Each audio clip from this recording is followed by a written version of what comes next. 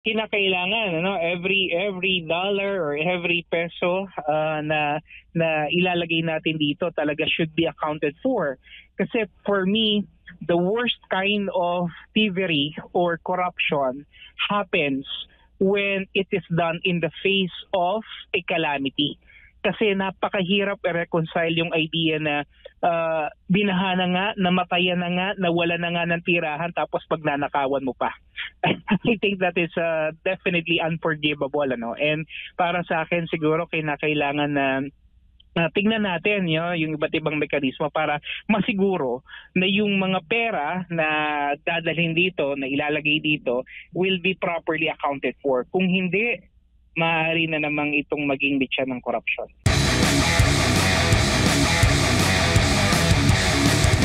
Doon sa nangyaring pagbaha dyan sa Cebu, kamakailan na Prof, dapat bang may mapanagot dyan dahil sa tindi po ng bahang sinapit po dyan sa Cebu noong kasagsagan po ng bagyong Tino? Well, definitely, nakita naman natin kung gaano ka-severe at kung gaano ka-seryoso yung naging problema ng pagbaha dito sa Cebu. And I believe hindi lamang talaga sa hindi lang naman talaga sa Cebu itong problema na to. I think ito ay talagang laganap na sa buong Kapuluan, primarily because ito nga, ang daming mga flood control projects na pinondohan. Many of them are actually either ghost projects or actually substandard yung pagkakagawa. And true enough, ito nga yung inaasahan natin. And itong mga naging pagbaha sa Cebu, I think is quite unprecedented. Hindi ito karaniwang nangyayari sa kanilang lugar. And even if they prepared for it, I think nandun naman yung paghahanda nila. Kasi nga, nagdaan yung mga matalakas sa bagyo sa kanila like the bagyong Odette. And I think they prepared hard enough for this. Pero I think no amount of preparation could actually withstand yung ganong kalakas na ragasan ng tubig that is brought about by flash floods.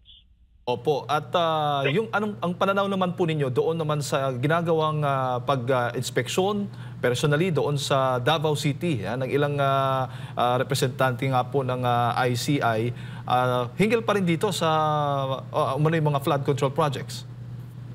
Well, ito nga itong ICI kasi for how many months that have been doing their work, we hope na sana talagang seryoso nilang ginagawa yung kanilang trabaho at talagang meron kakahinatnan nitong kanilang mga investigations, because the way we see it, it's been since July when the President had his SONA, and hanggang ngayon magpapasko na, wala pang maliwanag na kaso na naipa-file. I think they're preparing some charges to be filed. Wala pa ako nakikitang linaw sa kung sino ba talagang mapapanagot dito or kung merong talagang malaking pangalan na mapapanagot, So I think we don't want to to say that the ICI was created in order to parang deviate the focus or the attention of the public, and sana talagang gawin nila o tuparin nila yung kanilang mandato, which is to really to help solve this problem. Kasi kung hindi, mukhang sayang yung ating pondo na tsaka yung ating tiwala na ibinibigay sa kanila.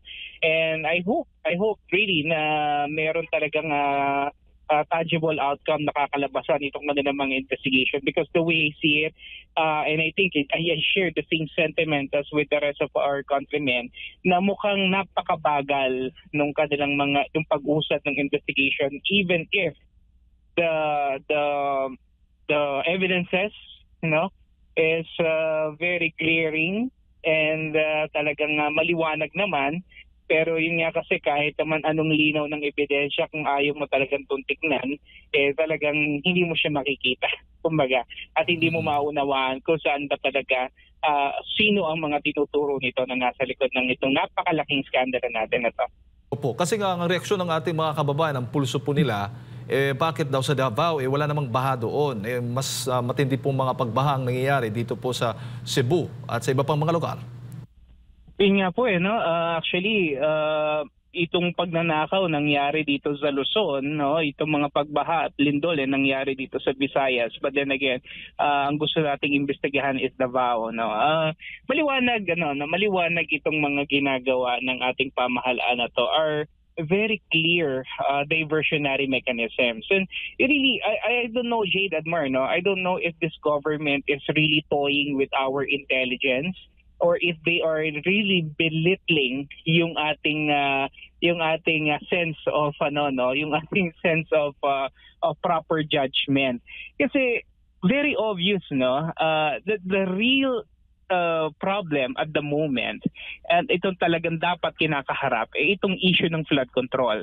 But then again, when you have Terry Ridon talking about the Dolomite Beach, we have itong si Congressman Pino talking about the same thing. When you have itong sila Paulo Ortega telling us about this Davao thing, and everything is they're trying to thwart off the issue and divert it to something else, as if the people will buy it, no? As if the people will forget itong nangyayari na to ng mga pagbaha natin, because Mother Nature keeps on reminding us, no? Every now and then, kapag medyo tumatamlay itong investigation, medyo natatabunan itong issue, Mother Nature will send another strong typhoon, another strong calamity to keep us on our feet and to remind us na meron talagang ginawang katiwalaan, merong ginawang pagnanakaw sa atin at malawakan ito, no? At yung epekto niya talagang nararanasan natin at the moment. So I really don't understand, no, why they are doing this. To me, instead na makatulong ito, no, para i-divert yung attention ng taong bayan, ang nangyayari dito is tingin ko mas ginagalit pa nila yung ating mga kababayan with what they're doing, because instead of focusing on what is the immediate concern, they're doing other things, no? So nagiging maliwanag na may mga pinagtatakpan sila or may mga ayaw silang makasuhan dito sa issue na to. And apparently, this is not something that we want, no? Because what we want is complete justice and full accountability. Hindi natin kailangan yung mga iba-ibang diversionary mechanisms, because we know at hindi naman siguro tayo tanga, no, na ginagawa nila ito dahil meron sila talaga mga pinagtatakpan. Kasunod pa rin po sa mga sunod-sunod nga ng mga kalamidad na nararanasan natin sa ating bansa, Prof. Ano naman po yung pananaw doon sa pagdedeklara ng Pangulong Bongbong Marcos Jr. Ng isang taong national state of calamity? Kayo ho ba? Kasi may iba ang reaksyon, baka daw magiging prone na naman po ito sa katiwalian. Well, nandoon yung possibility, no? Pero I think insofar as the gravity and the magnitude of the calamity is concerned, mukhang kakailanganin naman talaga ng mga habang panahon. Although I believe parang yung 1 year state of calamity is I think quite too long, no, para sa atin. Siguro I think 6 months or 7 months I think will be enough, no? Kasi kapag masyado mo siyang hinabaan, there is a tendency for the government instrumentalities na tagalan din yung mga rehabilitation processes nila, no? So mas maganda kasi kung meron kang time frame na hindi naman ganun katagal, para mas mabilis din yung magiging pagbangon ng mga bayan o probinsyan na salanta.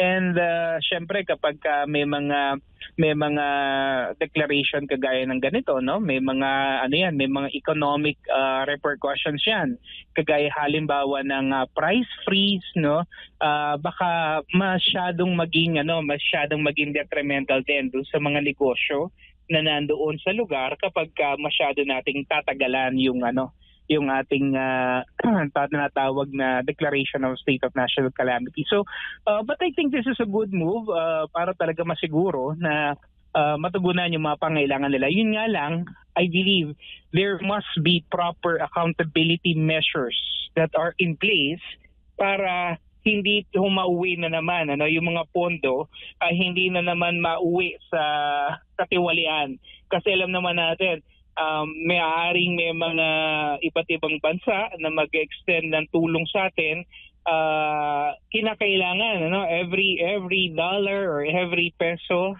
na ilalagay natin dito talaga should be accounted for.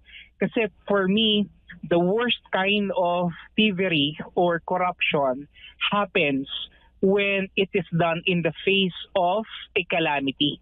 Kasi napakahirap i-reconcile yung idea na binaha na nga, namatayan na nga, nawala na nga ng tirahan, tapos pagnanakawan mo pa.